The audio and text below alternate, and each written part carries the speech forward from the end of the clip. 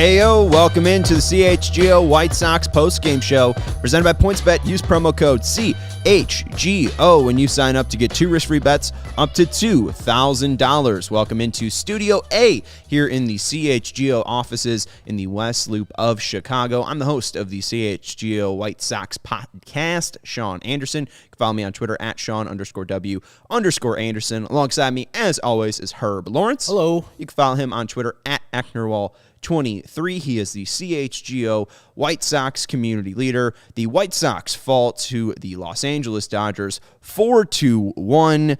They fall to 26-28 on the year. The Dodgers improve to 36-20 on the year. And bad news for the White Sox, the Twins and Guardians both lost yesterday. Well, they both won today. So the White Sox are now 5 games back in the AL Central. Fun times, Herb, huh?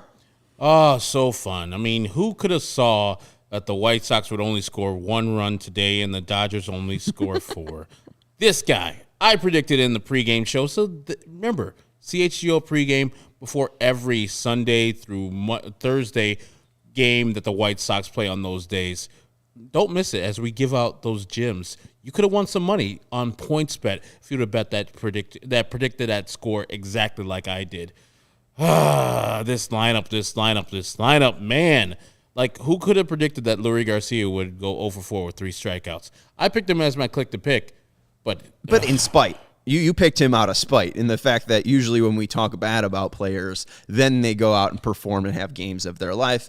That did not happen tonight. Like you said, Lurie Garcia striking out 3 times from that leadoff spot. And that is honestly where I'd like to start. I knew we usually start with the pitching performance, and Johnny Cueto was very good. But I'd like to go to the Dodgers broadcast. You've probably heard Steve Stone and Jason Benetti talk about this Sox team a lot in 2022. But we have the Dodgers in town. Eric Karros and Joe Davis in the 8th inning talked about Lurie Garcia's strikeout after Brusdar Graterol struck him out swinging. So if we want to go to that audio, I will truly cue Steven. Steven, we are going to that audio in 3, 2, 1. The fans are not excited, obviously. Hear all the boos just fall out of the zone. It's not even really a competitive swing. That's where you get into lineup construction. There's only going to be a handful of White Sox hitters who have 4 plate appearances tonight, and you're basically saying by putting Garcia at the top of the lineup, he's one of those guys I want to have get 4 at-bats. Huh? And that's kind of our reaction every single time. That's White Sox Twitter reaction every single time. Huh? Lurie Garcia leading off? Huh? Lurie Garcia, the 3-hole hitter? Huh? Doesn't make any sense, Herb. The guy's batting 184 on the year, an on-base percentage of 193. He can't do anything with the bat when he steps into the batter's box. I'm glad that other broadcasters are calling them out. I mean, Steve and Jason cannot. You know, in the broadcast, they showed the weighted runs created when they did the lineups, and you see Lurie Garcia's is really low. Under 50. Yoan Moncada's, I think, is at 15. 50 for Yasmani Grandal. You know, I think, as Patrick Nolan pointed out, the crew is doing their own kind of like protest against Tony La Russa by showing the weighted runs created of these players. Yeah, Lurie Garcia, we all knew this, that he does not belong anywhere higher than 7th in any major league lineup. Any major league lineup. Even the Pittsburgh Pirates, even the Cincinnati Reds. But to do it multiple times, at least 6 times in the top third, is a fireable offense for any manager that has a general manager that can fire him. But we root for the White Sox. So our manager could do anything and do all the dumb shit in the world. Yes, lineup construction usually doesn't matter, but it matters when you're giving this guy, one of your worst hitters, the most at-bats in your fucking lineup. It's really bad. And I've already said this. It seems like a broken record, so I'm going to cede the floor to Sean, but it's so annoying that he keeps on doing this, and it's so annoying that there's no one to check him. Not one person to check him and say, this is dumb. I hope this message from Eric Karros and Joe Davis gets back to him, and he feels a certain type of way, and he goes and confronts Eric Karros. And Eric Karros is like, no, you're the dummy putting dumb baseball players up at the top of the lineup, so you need to be called out. Yeah, I mean, it's you need to be called out, and I'm glad to hear it from Eric Karros. I really get sick of calling out Tony La Russa because he's not going to listen to me. Nope. No offense to me, but he's just not going to, my words aren't going to get through to the White Sox. I've been saying, I think most of White Sox Twitter has been saying, and most people who have been watching this White Sox team for the past 3 years, that they need improvements with their left-handed hitting, and yet we continually see Gavin Sheets be trotted out as the destroyer of all right-handers, yet, he's a guy that did not get 4 plate appearances, just like Eric Karros was bemoaning. A.J. Pollock did not get 4 plate appearances today. Danny Mendick did not get 4 plate appearances today. Even though Gavin Sheets has been struggling, he's been better than Leury Garcia this year. A.J. Pollock, better than Leury Garcia this year.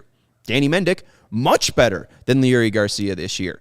And this is a guy, $5.5 million. The White Sox went out and needed to re-sign Leury Garcia, and there's a comment earlier from Jesus Strawworth saying Leury wouldn't be playing on a contender this much. Leury wouldn't have a career with any other team besides this. The White Sox are the team that is giving him this 10-year career, the team that sees him so valuable as such a valuable piece and so highly keeps putting him at the top of their lineups. It's brutal. Clear and simple. It was brutal to bring him back, and I understand that there's position flexibility, but right now, he leads the team in innings played at second base. There's no flexibility. He is just a hole in your lineup at second base, just like he was last year. Josh Harrison's helping fill out that hole. There's just another massive hole at second base. Exactly what the issue was at the trade deadline last year. The first thing that you went out and tried to solve. Nothing's been solved on this team. Nothing. The hitting is just as bad as it was last year. Much worse, honestly, with the results. The results aren't there. The process sucks. Everything sucks with the hitting. I mean, we just juxtaposed the different leadoff hitters. Right. One, you have Mookie Betts, MVP candidate. The other one, you have Leury Garcia. Right. And then they go to Freddie Freeman. Luis Roberts, good. Not Freddie Freeman. Then Trey Turner. Then we have Yoan Moncada, who's supposed to be a top 5 third baseman. He's not. Middle fastball. 6th inning, I believe it was. Middle. Not only does he not crush this ball, it's 94 miles per hour. He is late on the ball and it hits a lazy pop fly to left field. That's unacceptable. Yoan, I'm getting to the point where Yoan will have to lose some playing time to Jake Berger. Because what Jake Berger's doing is winning. He sees ball, hit ball, and he's getting the job done. The stats don't look extra impressive. He's only hitting 257, but his on base, his OPS is 772. He's got to be starting games over Yoan Moncada right now.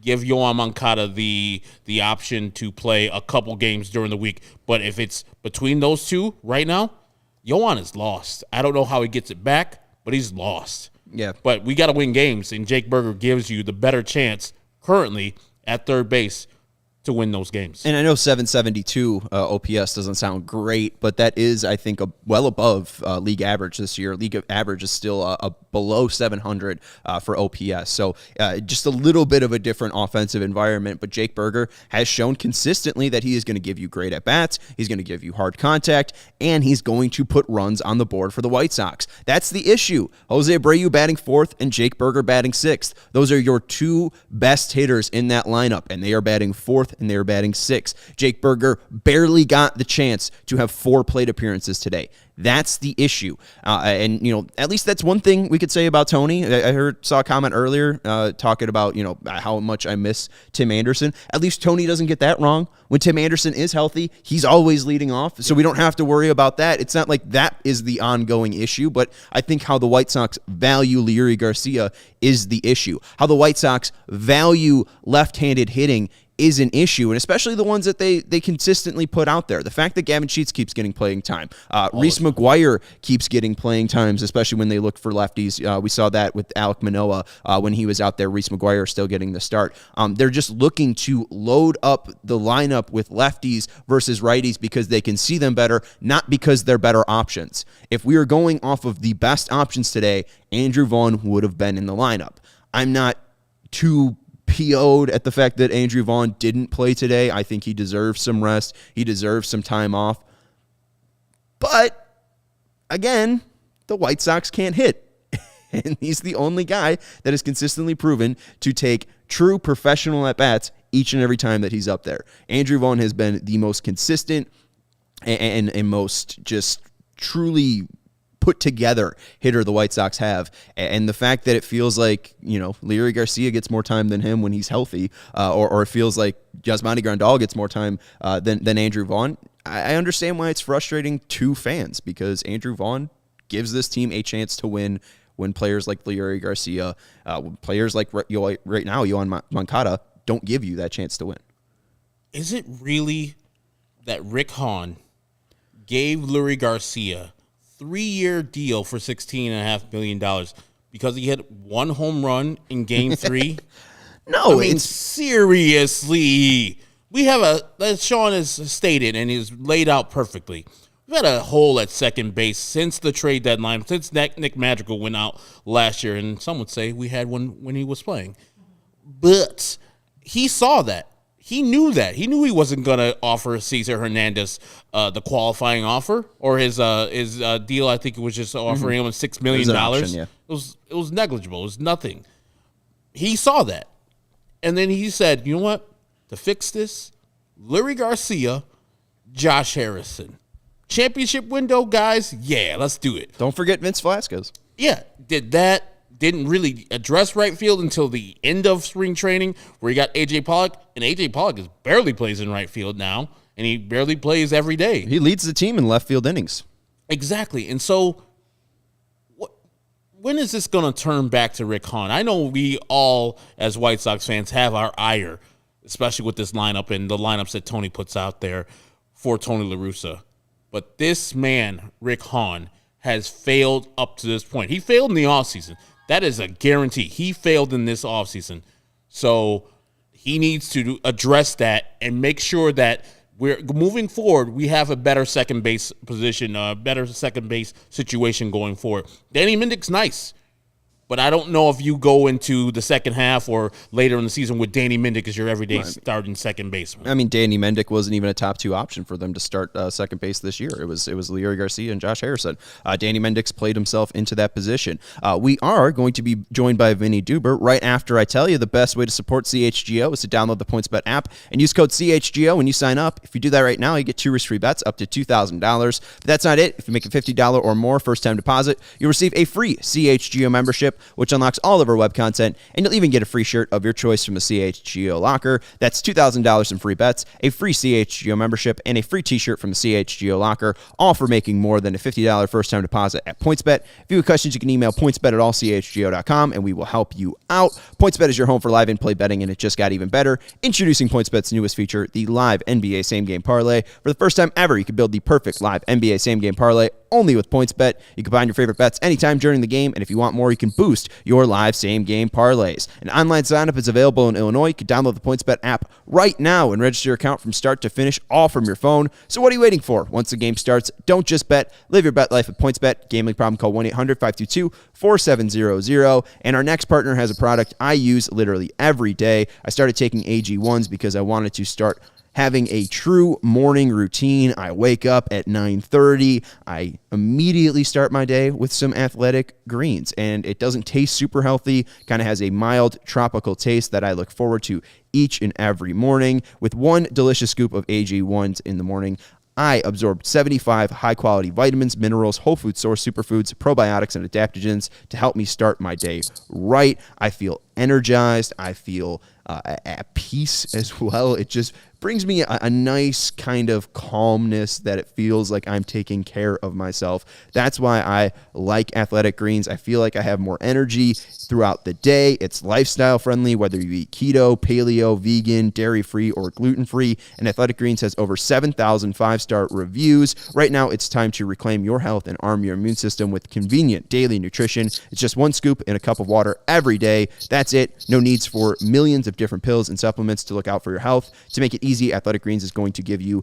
a free 1-year supply of immune-supporting vitamin D and 5 free travel packs with your first purchase. All you have to do is visit athleticgreens.com/CHGO Sox. Again, that is athleticgreens.com/CHGO SOX to take ownership over your health and pick up the ultimate daily nutritional insurance. Hi, Vinny. Good evening, fellas. Howdy, that's Vinnie Duber. You can follow him on Twitter at Vinnie Duber. He is the CHGO White Sox beat reporter. Obviously, a probably salty mood in the White Sox clubhouse tonight. Who'd you talk to? Not so much salty as much as just, quiet, let's put it this way. I'm sure everybody's very frustrated and mad about the way this offense is performing, but, nobody's throwing any chairs Bobby Knight style in there or anything quite yet. So, we talked to Johnny Cueto very briefly. Larry Garcia had some things to say to some other folks that we'll hear about in a little bit, but Tony La Russa obviously after the game, but short on words tonight were the White Sox, as they were also short on hits. So I guess that's somewhat fitting. Nice. I got to marvel. Let's start at some positive. He gave up a couple home runs, but Johnny Cueto, every single time he goes out there, gives the White Sox a chance to win the game. Another quality start of 6 innings pitched and 3 earned runs or less. He is much better than I thought he was, and I'm sure that Johnny Cueto is not satisfied with his outing, but also 3 runs in 6 innings. Man, just outstanding for Johnny Cueto. Did he have anything to say about his outing? He was happy with the way he settled down, like you just mentioned there. I think you saw those 2 early home runs, and it was like, oh boy, after being blanked last night, the Dodgers are going to flex their muscles on the White Sox tonight. But obviously they had 3 home runs, but it's not like they put up some sort of astronomical run total tonight. And Johnny Cueto did a great job. That he was able to go 6 innings, only 3 runs after those 2 early home runs. Surprising, perhaps, having watched those first couple innings, but. Hey, this is what Johnny Cueto is, it seems like. And that's great news for the White Sox because they've got a 5th starter who is going to give them a chance to win every time he takes the ball. That's a heck of a luxury that a lot of even contending teams might not have. So for the White Sox, everything's going pretty well in the starting pitching department right now. And Johnny Cueto is definitely a big part of that. And I think the picture for the starting rotation will look a lot clearer once Lance Lynn returns. He just made his possible final rehab start down in Charlotte. Weren't great results, but what do we know about Lance Lynn? And, does that June 13th timetable or return date still seem possible in your mind? Yeah, I would venture to say it even seems probable. The only thing being, does Lance Lynn want another crack at another rehab start with the way the results have gone? Obviously, he's a guy who knows his body and knows what it takes to get batters out. I don't think he's fretting about the way things have gone, in the stat column for him down at AAA. Tonight was, horrendous from that standpoint, but Lance Lynn is a veteran and probably is a guy who doesn't really care about the results of a rehab start, I would have to imagine. But we'll see. He was supposed to go 70, 80 pitches. I think it was 77, so that's right around where they said he was going to go. And basically Tony La Russa said before the game, they're going to check, they're going to see, he's going to be evaluated. If the leg feels fine, if the arm feels fine, he's going to be here next week. And if not, they'll give him another start if he needs one. So we'll probably hear back whether it's tomorrow or not until Friday. But we'll hear back soon how Lance is doing and whether that was enough for him down at Charlotte. But yeah, I think June 13th, which is Monday, the start of that series against the Tigers, looks, he's right on track for that right now. I know you and the assembled media spoke to Tony La Russa like you do every game before the game about Leury Garcia batting in the leadoff spot and then the lack of Andrew Vaughn in the spot. What do you have to say about both Leury Garcia playing leadoff and then Andrew Vaughn getting a rest today? Yeah, well, I'll start with Andrew Vaughn, and I think really today that's probably the let's put it this way: a lot of legitimate gripes from the folks that you call the lineup-istas, Herb. A lot of legitimate gripes today, and I think that's probably going to be the focus of what we talk about a lot the rest of the time I'm here with you guys tonight. But starting with Andrew Vaughn, he got a day off. You can complain about the amount of quote unquote days off these guys get, but baseball players don't play 162 games anymore. They might have back in the day, depending on how long you go back. But listen, Andrew Vaughn got a day off. I'm sorry to all the Vaughn heads out there, but he got a day off. Listen, this is a guy who said he ran out of gas last year, and Tony's trying to guard against that. The White Sox are trying to guard against that happening this year because, heck, he's been one of their 2 or 3 best hitters this season. So it's very much has nothing to do with the production, guys. It's just, a day off to rest, after playing the outfield quite a bit, maybe a little bit more than they thought he was going to with the injury to Eloy Jimenez. So you don't have to agree with it, but that one kind of makes sense to me. As for Leury, Tony said today that he saw a little bit from him on the road trip. He's seeing some improvement. Obviously, it was a very bad start to the season for Leury Garcia, and Tony is seeing some things that is leading him to believe that better days are ahead and might be imminent. I have not seen those things.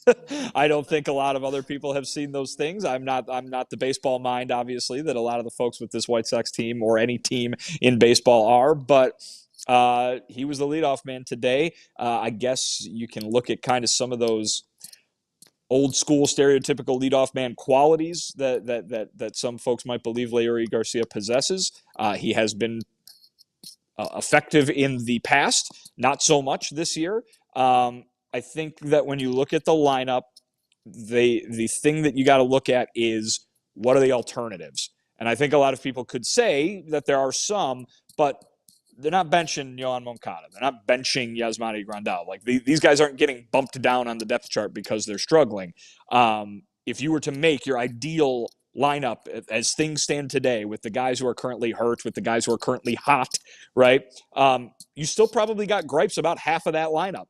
Guys batting close to or under 200. Guys, who have not gotten it done. Even once you kick Yaz and Yohan out of that lineup, right? If you were to do that, you still got AJ Pollock in there who is hitting under 220. You still got Reese McGuire in there doing the catching, probably who's hitting right around 220. Heck, Leury Garcia is probably your starting second baseman in that lineup, because Josh Harrison has been just as disappointing, if not more so. So it's a tough thing to do, to assemble a lineup that everybody's going to be really happy about right now, because the alternatives aren't there. And once Tim Anderson gets healthy, once Eloy Jimenez gets healthy, you're going to have better alternatives, no doubt about it. But today, it's not good. And I'm not saying that to defend this lineup, because it wasn't a good-looking lineup, and it proved it wasn't a good lineup today out there, only getting 4 hits against the Dodgers. But Tony La Russa, I asked him, do you consider making some drastic changes to this lineup with so many guys struggling, or is that the problem, that so many guys are struggling? You can't make a drastic enough change to this lineup. And he didn't really answer it. He kind of said, it's tough it's hard to dump on the team after they just won 3 in a row. So, but whether that 3-game winning streak was something to crow about or not, the offensive problems have not left, and they aren't showing any signs of going away. So I'm not sure if this is the same question, but one of the guests that we had on during our guest week, Nick Morawski of Lockdown White Sox and Good Guys Talk Back, he tweeted during the postgame presser, Tony's answer to why he switched up the lineup seemed to trail off before actually finishing the question. Is that the question that you were talking about, where he just didn't want to beat up the guys after the loss? Is that the one that he might have trailed off on with the question? I mean, I don't know if we should be picking apart, the guys' body language or anything like that. Tony, especially in post-game press conferences, especially after losses, has a tendency to kind of wrap those questions or wrap his answers up when he does, or he has a tendency to make pauses, and that allows for other questions to be asked. I don't think that that's anything worth noting too much. I would just say that, I understand that you've got a lineup right now where it's very hard to get a rally going, where it's very hard to string hits together. And when you've got, when you're putting a guy who's doing okay in the 2-hole, then you got the guy in the 3-hole who's hitting under 200. And then maybe the cleanup hitter's doing well, doing great in the case of Jose Abreu. And then you've got the 5-hitter in Yasmani Grandal hitting under 200. It's really tough to get a rally going. And so I can understand the people's frustrations over that.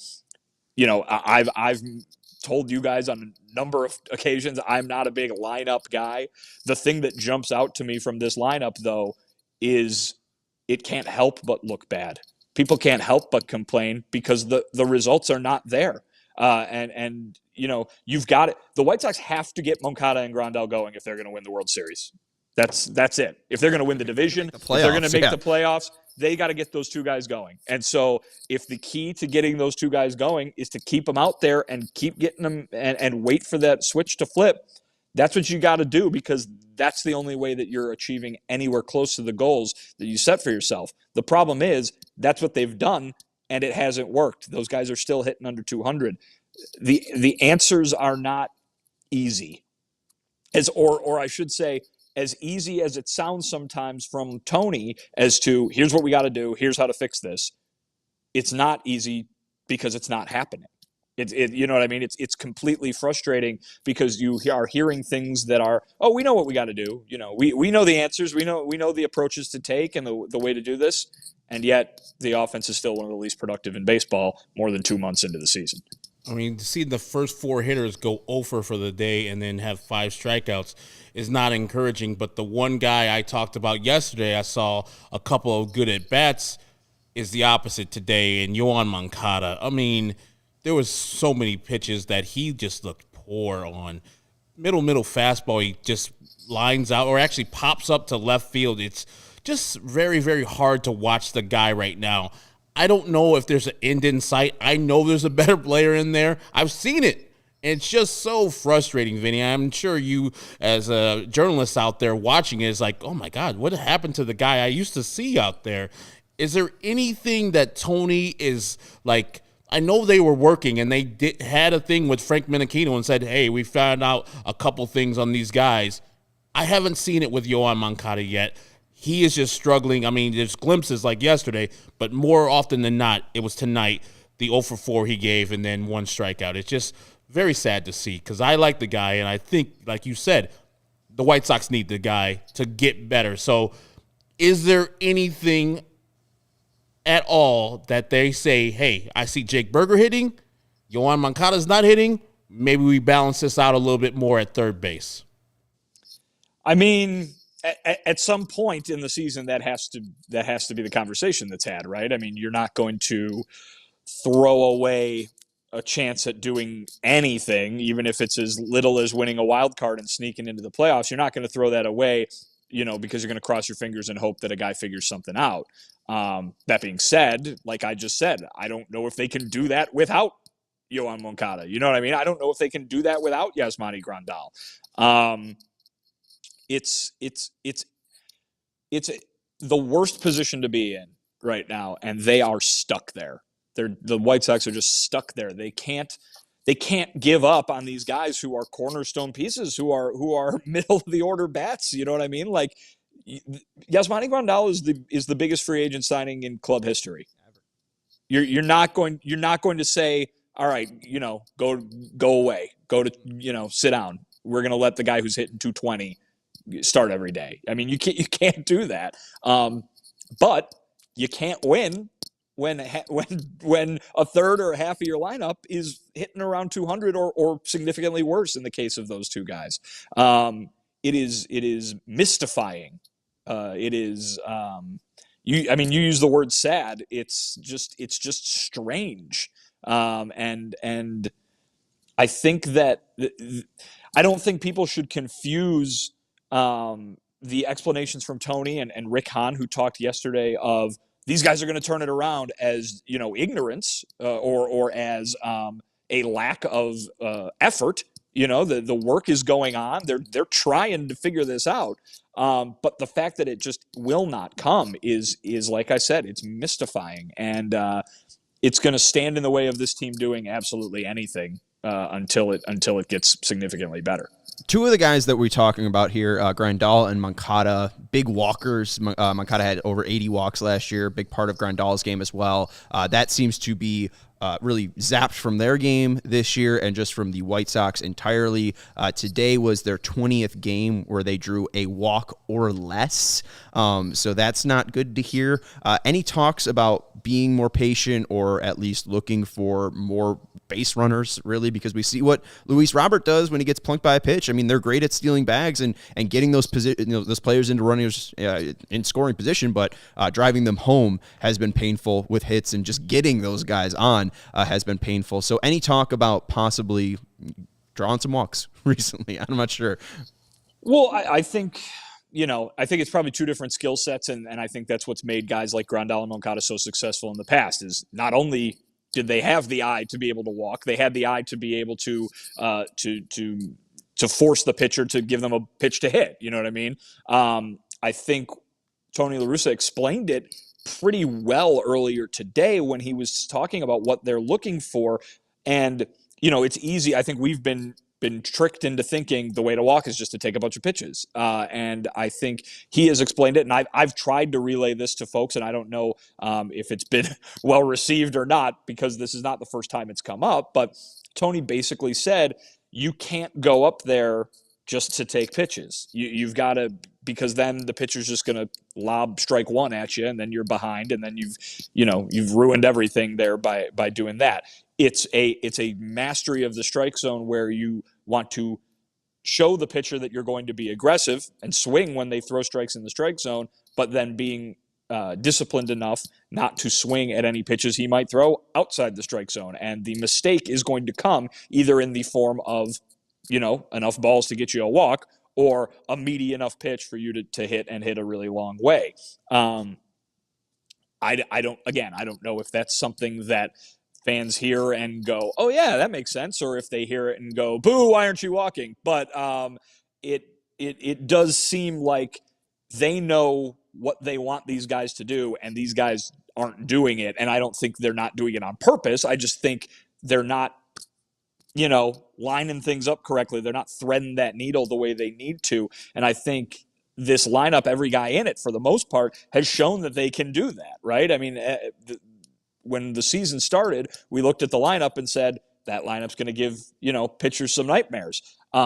But these guys can't do it right now. They can't line it up. And with very few exceptions, Jose Abreu being one of them, Tim Anderson before he got hurt, and certainly Luis Robert for the most part, have been the positives. But everybody else is just, slumping at the same time. And, you talk about everything, clicking at the same time when things are going good. Ooh, every aspect of this is going right at the same time. I mean, you can't win a baseball game when 7 of your 9 guys in the lineup can't do anything. Vinny, I don't know if you saw it on Twitter, but the Angels, apparently, every one of the hitters came up to Nickelback songs today to try to break out their slump. They hadn't scored any runs as yet, so it didn't work. Any suggestion for the White Sox to play a mediocre Canadian band and their songs? Who are you calling out? What? Who are you calling out here? I mean, Nickelback is a mediocre Canadian band. But it seems like you're calling out some other mediocre. No, mediocre seems generous. Okay. Is there any other mediocre, not even Canadian, mediocre band that the White Sox could play for all their players so they can break out of this slump? Because that seems fun, at least, play some terrible music so everybody can get on the joke. I guess Shohei Ohtani came up with The Photograph, which is the only song I know by them. So everybody had a different Nickelback song. Yes. Oh, boy. 9 different Nickelback songs. I didn't even know. That is funny. I absolutely like that idea of picking a band and just everybody has, there's 9 different songs from the same band in a game. That's tremendous. Me, as somebody who has to both suffer through and enjoy on rare occasion the walk-up songs of the White Sox hitters, I think some change would do them good. So maybe Sheryl Crow is the answer there. A change would do you good, and boy, would a change do these White Sox good right now. But yeah, why don't we go with Sheryl Crow again? I love Sheryl Crow. I'm not trying to make her describe her as mediocre in any way, shape, or form. Former Mizzou Tigers Sheryl Crow, so MIZ to her. But I don't know if anything could be better than what Jake Berger has going. So Jake Berger has the best walk-up song on the team, and he's the guy that's hitting right now. So I think that they could take a cue from him, and everybody just improve what they got going. Well, come on. You can't tease us like that. What's Jake Berger's walk-up song? Jake Berger's walk-up song is Smashing Pumpkins, Bullet with Butterfly Wings. Far and away the best one on the team. Pollock's isn't bad. Pollock has the chain by Fleetwood Mac. You would think. You would think that A.J. Pollock has the chain by Fleetwood Mac, but he has some sort of ridiculous remix version of it with some sort of beat underneath, and then when it goes long enough, if you got like a pitching change or he leads off an inning, let's say, there's rapping. So I don't know what this is. It's very similar to how Liam Hendricks tricks you into thinking that he comes out to We Will Rock You, but then there's all sorts of techno business going on, and there's like 8 songs playing at once. So yes, and then the only other one that I recognize is Yasmani Grandal, who walks up to "Whoop, there it is," which is very upsetting. very upsetting because he used to walk up to When the Levee Breaks by Led Zeppelin. That's why his sucks issue now. Yeah. So I think maybe that is what he needs to go back to Zepp if he's got to figure things out. Cubs play for like home runs. Yeah. It's just terrible. Real It was a corny. terrible song back then. It's better as the commercial that it was last year, but never as a walk-up song. Unless you're doing it as a gag. That Whoop There It Is sucked always. You're going to have to take that up with Yaz. I'm going to call him. All right, well, we got someone else to take something up with. I know Steven wants us to get to these super chats. We see you, Jaxo, but I'm just going to end this with Vinny, and then we'll deal with the super chats later. Vinny, you and I had a little discussion on Twitter, and that got picked up by some blog, apparently. That's what some Twitter bot told me, and this is what the blog said about our little back and forth on Twitter. So they quoted you. This is the Will Smith little comment, too, about him smacking that ball off Johnny Cueto. They called you, this Los Angeles Dodgers fan just wants the baseball world to stop making Will Smith slap jokes. You said longing to the return of a world where Will Smith, the Dodger, is more sick and tired of hearing Wild Wild West jokes than slap jokes. We all made a Will Smith joke in some way, but apparently you're a Dodger fan. Apparently. That's news to me. News to me. All you got to do is click on the name, and you know exactly what the person is. So It's the blue hat, I think. Well, but I'm not wearing a blue hat on Twitter. Yeah, he's got a drink in his hand, I believe. I don't know. Hey, Damn lazy Twitterers. just saying, Come on, guys. people are thinking you're leaning Dodger blue.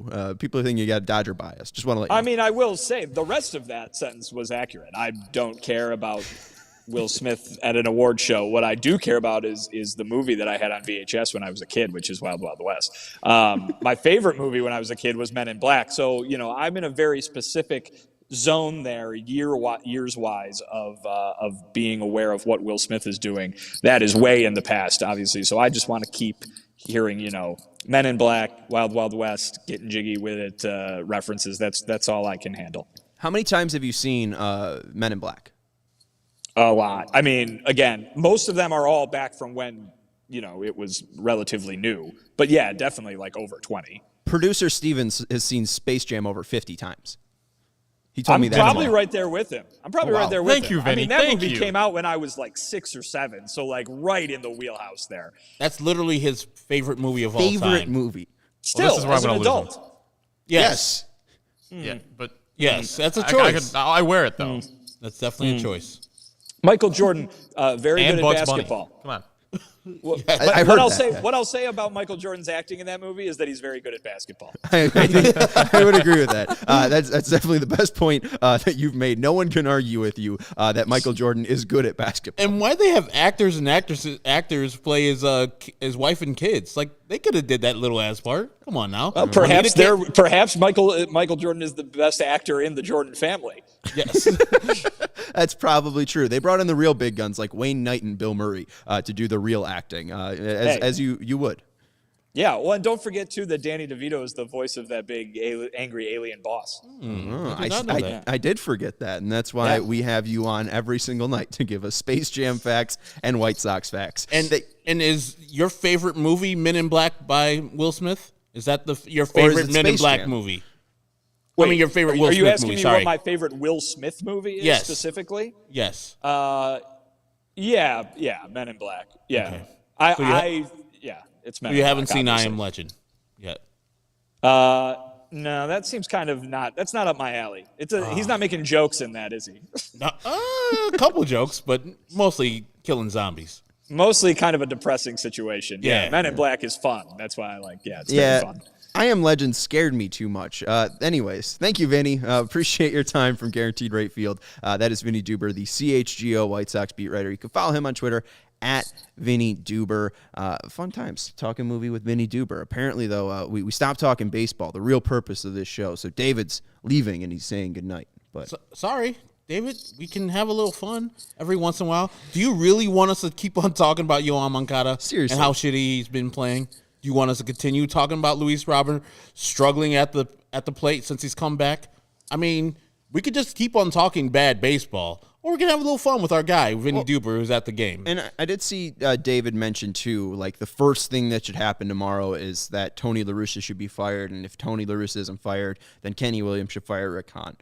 This is something that you made earlier, a point you made earlier.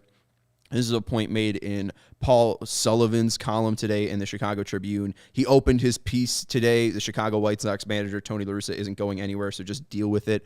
He opened up his piece today by saying, Chicago White Sox manager Tony La Russa had a long talk during batting practice Tuesday with the man who controls his fate. General manager Rick Hahn was there too. It was a talk between Jerry Reinsdorf and Tony La Russa, right? Rick Hahn is not going to control if Tony La Russa is the manager this year. If Tony La Russa is not the manager, it's because he is walking away. Jerry Reinsdorf's biggest regret as an owner is when in 1986, he was fired. Tony La Russa was fired by Hawk Harrelson. This is him making up for a years-long, well before I was lake lifing, mistake. All right? So that's just not going to happen. Hahn's not going to fire Tony La Russa, and he is just going to fill this baseball team up with bad baseball players like Leury Garcia, Josh Harrison, Vince Velasquez, with the limited budget that his owner consistently gives him. The money was spent on garbage players, and that's what you're watching right now for the first 60 games of this White Sox season. It's been bad to watch, all right? So if we want to talk a little bit about Men in Black, we will. Yeah. I concur right there, because what else can we talk about? We know the general manager's not leaving. He just said the manager's not leaving. So what else can we talk about this dead-ass team who's getting carried by their starting pitchers? Just absolutely getting carried by their starting pitchers the whole damn year. Well, and here's the thing. Like, Pipeline USA saying 7th highest payroll in MLB. Like, the pitching staff really doesn't go towards that. The highest paid pitcher this year was Dallas Keuchel. He's off this damn team. You look at why they're the 7th highest payroll in MLB. Jose Abreu, Luis Robert, Tim Anderson, Eloy Jimenez, right? They extended the core. But if we look at that core, what have the White Sox actually taken and elevated from that core? Tim Anderson has done a phenomenal job turning himself into a great baseball player. And you said that right. Turning himself into that great baseball player. He had a mindset change. He had a lot of stuff happen in his life. He went and approached the game differently as a professional. That's what Tim Anderson did. Jose Abreu was already one of the best baseball players in baseball before he came to the White Sox in 2014. That's a finished product. Let's look at Luis Robert, this 5-tool star that the White Sox have. I have consistently seen the same at-bats over and over from Luis Robert. He is your second hitter. Supposedly that's the spot for your best hitter in the lineup. I don't understand what the actual progression with Luis Robert is. Luis Robert cannot lay off a slider low and away. He cannot just have a good at-bat. I mean, it's just been brutal to see. Another night tonight where I know he had 3 hits in a Rays game recently, but another night tonight where he just looks to struggle, and he just is just absolutely being picked apart by smart teams who know how to pitch to him. Pitch fastballs in and then throw sliders away, and usually that will work. It worked tonight and has consistently worked night in and night out against Luis Robert. I don't think the White Sox have enough developmental staff to elevate these players. Yohan Moncada hasn't been elevated. Luis Robert hasn't been elevated. Eloy Jimenez hasn't been elevated. They're not elevating hitters. We've seen this over and over again.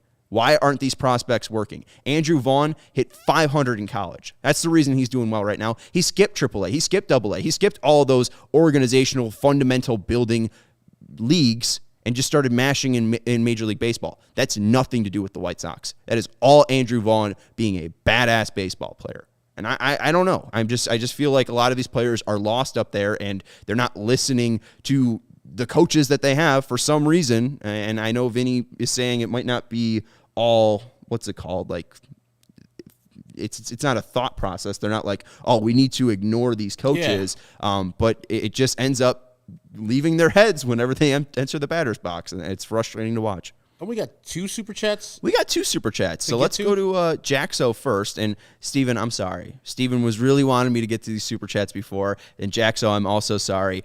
Jaxo has 2 super chats. He said, this is what I meant by the White Sox not being able to beat Tony Gonsolin, and they had multiple chances to score runs, and they did not, and it was infuriating. Also, Gavin Sheets needs to be sent down to AAA. JGO continues saying, Stoney said not to take Gonsolin's fastball, and yet they did anyways. Just looking at those numbers, they took his fastball, I think, 16 times, whether it be a ball or called strike in this game. So 16 takes by the White Sox, which honestly feels a little high. I would have thought that they were a little bit more aggressive today, just by the way that they attacked. But thank you, JGO, for the super chats. I agree that Gavin Sheets needs to be sent down to AAA, and I think once Eloy is ready to come up, that is when that change will happen. And Jeremy, my guy, shout out to Jeremy. He says Herb looks like Ozzie Guillen with that beard. And what moves would Sox make at the deadline? I know I've seen Josh Bell's name flown around there. He's a switch hitter, but he plays first base. I know people have talked about starting pitcher, but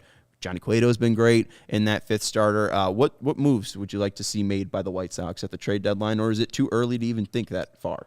I don't think it's too early to think that far. I mean, I've been clamoring for Josh Bell after he left Pittsburgh, and I was like, okay, why is this young? I think he's still only under 30-year-old left-handed power hitter doing out there on the streets for so long. And him and Kyle Schwarber were both in Washington last year, and Josh Bell remains out there and doing a good job. And the only problem, like you said, he is a first baseman, so you would have to just have him as a designated hitter in this lineup with a couple first base starts for him, and do not put him in the outfield. You could put him in right field. Please don't. Hey, that's what we've learned with Gavin Sheets and Andrew Vaughn, that you could just put first baseman and right and left field, and it'll work out. That's fine. Yeah, right. Those They positions don't matter. A record under 500. Yeah, if we don't get right, we'll be fine. Yeah, I would love to have a lefty power bat that actually produces. Yasmani Grandal and Yohan Moncada. Well, actually, every single left-hander the White Sox have, either switch hitter or actual left-hander, is not good at baseball right now. No. They cannot hit. So that's a huge problem with the White Sox. So any lefty power bat would do well for this team. That is what they've been missing for how long? Like, they've tried to solve it forever. Like, remember they tried to solve it? I mean, Tomey was good. He didn't bring any championships home, but he was good as a lefty power bat. But then Adam Dunn sucked. Adam LaRoche sucked. We keep on getting lefty power bats. Nomar Mazara sucked. And it just keeps on continuing and Adam continuing. Eaton was a power bat, right? Oh, Jesus Christ. Sucked. Remember they tried to jump the market for Jock Peterson. He was like, no, I'm going to wait. Yeah. He's like, here's $10 million. He's like, I'm going to wait. And then they immediately said, okay, we're not waiting. We're going to sign Adam fucking Eaton after we give a contract offer to Jock Peterson. They could have just waited, because eventually he signed for $7 million with the Cubs, went down to Atlanta after he got traded, and now this year, Jock Peterson is an all-star. But here's the thing. Why is he an all-star, Herb? We have to ask the question. Follow the money. All right, why is he an all-star? It didn't work out in Chicago. It kind of worked out in Atlanta, but he just really got hot. It's October. He goes to San Francisco, where they have coaching, smart organizational structure, and the ability to help players improve. Something the Giants did last year was match their lineup to the way that the fastball of the opposing starting pitcher is tailored. How the White Sox tailor their lineup is if the guy hits left or right, and if the guy pitching throws left or right. That is the depth of the White Sox lineup. It has to be different from yesterday's. It has to be different from the day before. It has to be different from opening day. But as long as that lefty-righty switch is in there, the White Sox lineup is fine to go out there and put up one run, or maybe four or less runs, because that's what they do. And what the Giants did last year, tailor their lineup towards certain fastballs. If a guy was throwing a sinker, they would put all of the swing profiles that match up well with sinkers and put those guys in the lineup. The Giants won 107 games. When the guys had a straighter fastball or cutters, they would match up these swing profiles of the players that they had to those pitchers.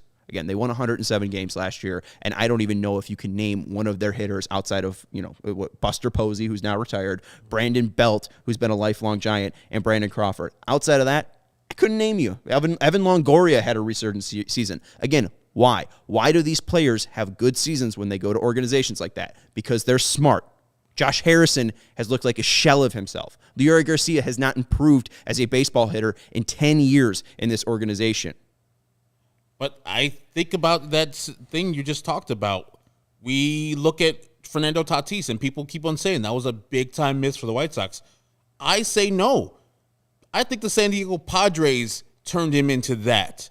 As Sean was just saying, the White Sox probably would have just had that guy just be a middle infielder that wasn't doing all this power in San Diego. Kudos to the Padres for turning him into a all-star, generational talent. There's an outfielder also in the Giants system who the White Sox had and drafted him. Right. He was a 4A player. You didn't see anything from Luis Gonzalez last year or the year before. You're like, this guy's fine, but he's not going to be cracking our lineup. I think he's the May NL Rookie of the Month. 322, 367, 443 for 811 OPS. Would that work well for our right field or our left field for the White Sox? Yeah, it would. It would work well. So what the hell are we doing with the development of these players? As Sean said, you already had kind of a done product with Andrew Vaughn. Everybody said he was the best bat in the draft, and it was good that the White Sox got him. The same thing could be said about Jake Berger. He was a pretty damn good hitter at Missouri State. Had a couple setbacks with his Achilles tendons 2 years in a row going out on him, but the man has always hit. So the development, and we already talked about Tim Anderson. Go back and read the quotes. I forgot where it was specific. They asked him, Tim, what happened in the minor leagues? What the White Sox do for you in the minor leagues? Like, pretty much nothing, though. I pretty much developed what I had to do. Like, Tim is a raw player. Remember, he came from basketball as a junior in high school, and he's pretty much a raw player. So all the stuff that he's doing, all the adjustments that have been made are done by Tim. So where's the development? As Sean says, why isn't Luis Robert being astronomically better than he is? Why is he still flailing at sliders that are outside the zone? What's going on? What's going on with this team? What's going on with the organization as a whole? This is Kenny Williams. This is Jeremy Haber and Rick Hahn's fault. And Jerry Reinsdorf. Well, Jerry Reinsdorf just signs the checks. Yeah, that's not true, because the manager is there because of Jerry Reinsdorf. That's He's true. pulling strings. That's true, but I give more of the blame on the front office and Rick Hahn, because he's part of this. He's the person who's the architect of this rebuild. So it's a problem. It's a huge problem for this team that we root for that doesn't develop players. They don't get better unless they get better on their own. Lucas Giolito. Hello. Lucas Giolito. And they went out and just got that guy's coach to help everybody else. And there was somebody in the comments. He was the worst pitcher in baseball. Worst pitcher in baseball. Just building off the guys that have above average weighted runs created plus this year for the White Sox. Tim Anderson, who we mentioned, went basically to himself to improve. Andrew Vaughn, who was already a finished product and skipped AA and AAA and is hitting 139 for a weighted runs created plus. Jose Abreu, who was a finished product and won Rookie of the Year immediately as as an American League player. Luis Robert, who has all of those 5 tools, and you're really questioning what he could be more if he had more help. And then Jake Berger, like you said, a guy that dealt with injuries and had to overcome some mental demons that he was going after, and he set up a true lifestyle and routine for himself. And look at the product on the field. That's Jake Berger turning himself. The 5 players that have above average weighted runs created plus, the White Sox have had nothing to do with their development. Yeah, didn't Jake Berger, he went to some independent league in the pandemic just to get a couple of bats, because the White Sox didn't invite him to Schaumburg. He wasn't part of the Schaumburg boys, so he had to go, and they gave him permission to go and get some independent at bats and got himself right. So yeah, this team is so frustrating. And we got a super chat from Stupid Donkey. Stupid Donkey. Can we play Berger at second for a week? See how it goes. You'll have nothing to lose. I don't think he can do worse than the 2 guys who have been manning second base. But if we're not going to do that, at least go to Danny Mendick, because I'm tired of seeing Lurie Garcia and Josh Harrison. And I know somebody said he was one of the 4th best offensive second basemen in the league. Like, who was better? Who could have been better? Marcus Semien could have been better. Trevor Story could have been better. Could have got an actual free agent. When you're signing all these great team-friendly deals, that gives you money to get bigger free agents, which we haven't signed except for Yasmani Grandal a couple years ago. Again, who's signing the checks, Herb?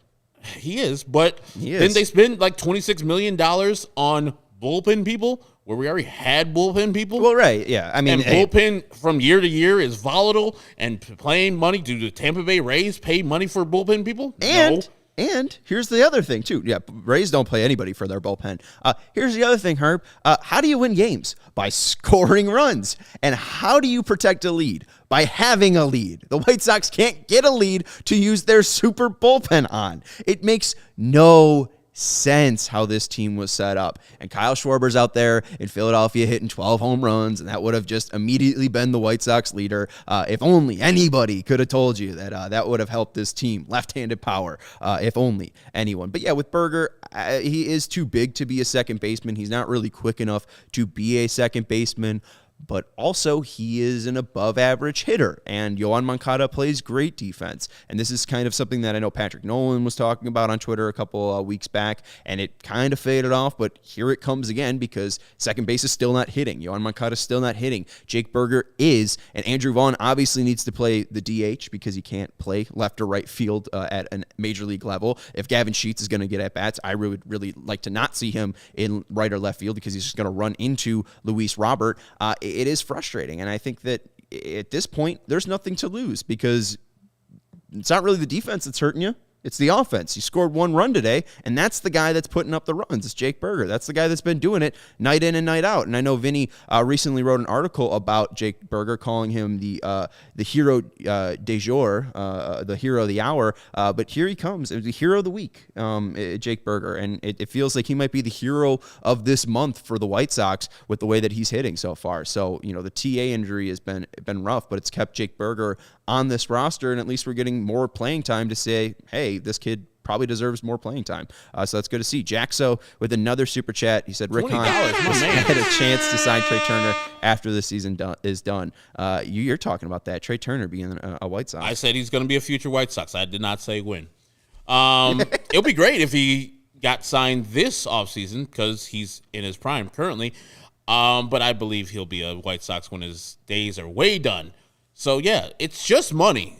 This is the smarter way to acquire a player. Just paying them money. Give them a lot of money. It's not yours, Rick. It's Jerry's. If you, as the general manager, can't convince the owner to spend more money, maybe it's time for you to find somewhere else to work because that is half of your job, to get the money allocated to spend money for these players. Find it somewhere, somehow. Because after next year, that guy, Lucas Giolito, is a free agent.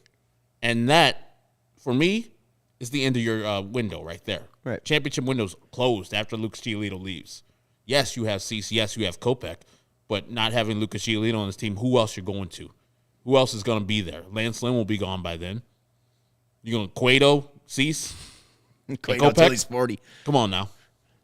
Hey, and, Rick Hahn's talking to the media and saying, the back of the baseball card will play out. That's his hope. Because guess what? There's no cavalry coming. There's no money to go out and pay a big free agent to help boost this team because there is no big free agent out on the market left. There is no big trade coming because who are the White Sox going to trade? Their number one prospect again? I mean, they have the worst farm system in baseball. You can get rid of Colson Montgomery. You could try to get rid of Gavin Sheets. You can get rid of Jake Berger, but who's going to produce on this team? This White Sox team is exactly who they are. This will be the team come October, right? Maybe Josh Harrison's off this team and you see Sosa or you see, now I'm blanking on Sanchez. Maybe you see one of those guys up. Maybe you see a small minor trade, but there's not a lot of help coming. And if the White Sox need to improve or want to improve, it's going to come with Yoan Moncada. It's going to come with Yasmani Grandal. It's got to be coming from Luis Robert becoming a smarter baseball player. It's got to come from many different places, but the call is definitely coming from inside the house, and that's the only person who can fix it. And I know we got to go, Steven, but I forgot to bring this up. I was watching as I was doing a podcast, and another fucking time, Luis Robert or some outfielder runs into each other. Luis Robert ran into Gavin Sheets today. I don't have super slow-mo. I don't know what happened. If Luis Robert is communicating properly, if Gavin Sheets is not peeling off as the center fielder, that's his ball all day, every day. But this is another damn time. That's bad coaching. That's bad communication. They're just so annoying when they do that. I cannot stand it. How many times do you see a good team do what the White Sox have done this year? No. A championship team do this? They keep on doing everything you see from a bad, mediocre team, and I do not want to believe that they are this. But as Bill Parcells says, you are what your record says you are, and the White Sox are a bad team currently, 26-28. And if you enjoy CHGO, one way to help us continue to grow is to download the PointsBet app and use code CHGO when you sign up. Not only are you going to get 2 risk-free bets up to $2,000, but if you make a $50 or more first-time deposit, you'll receive a free CHGO membership, which unlocks all the real web content, and you'll even get a free shirt of your choice from the CHGO locker. Tomorrow's pick of the week will be the White Sox money line. I said sweep of the Dodgers, and you know what?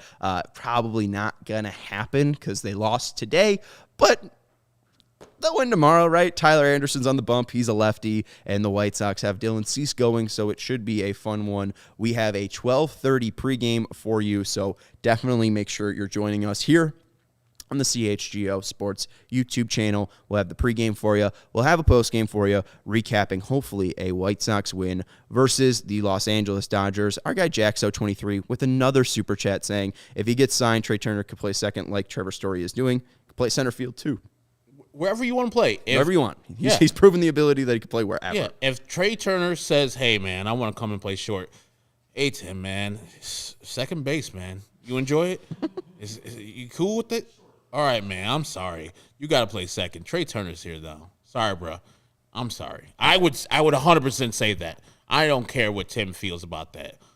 Trey Turner, I think, is the superior player there. I think he's a superior player. I think what Tim Anderson means to this team, you cannot ask him to move positions. So you're saying, Trey Turner, here's all this money, go your ass a second. I would say, here's all this money, go play your ass at second. That sounds exactly great to me. He'd be like, deuces. Go play third. I don't care. Go. You could be our DH. It doesn't matter to me. Hey, we could put anyone in right field. He could play right field for us. It doesn't matter to me. He's got the arm for it. I will take whatever money. I will put whatever money on Trey Turner not signing with the White Sox next year. I will say that Jaxo definitely will drop another super chat in an upcoming episode. Trey Turner will definitely not be a White Sox next year. And also just a reminder, once the game starts, don't just bet. Live your bet life with PointsBet. If you have a gambling problem, you can call 1-800-522-4700. That's Herb Lawrence. You can follow him on Twitter at Ecknerwall23. He is the CHGO White Sox community leader. Herb, the spin zone for this, to take this from Cody Del Mendo, it was under 3 hours, this game. So that is the best spin zone that any baseball fan can have. It's my golf philosophy. If you're going to play bad, do it quickly. Yes, absolutely. I'm Sean Anderson. You can follow me on Twitter at Sean_W_Anderson. We were joined from Guaranteed Rate Field by our CHGO White Sox beat writer, Vinnie Duber. You can follow him on Twitter at Vinnie Duber, and you can follow the show on Twitter at CHGO_White Sox. Make sure that you check out our